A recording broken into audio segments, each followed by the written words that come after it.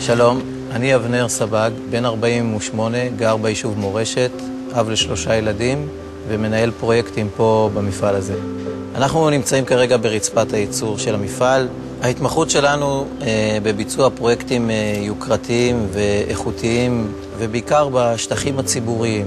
כלומר, לובעים מפוארים של בתי מלון מפוארים, אולמות משפט למשל, בניין הוועדות החדש של הכנסת. פנינו למשרד התעשייה והמסחר לבקשת סיוע, והם נענו, עזרו לנו במימון של יועץ חיצוני כדי לשפר תהליכים במפעל. כן, יש בהחלט ציונות. כשאתה מספק ראות לפרויקטים כמו הכנסת, מוזיאון ישראל, יד ושם, אתה מרגיש באמת גאווה, אפשר לקרוא לזה גם גאווה לאומית. עסק קטן או בינוני? פנה אלינו, הסוכנות לעסקים קטנים ובינוניים.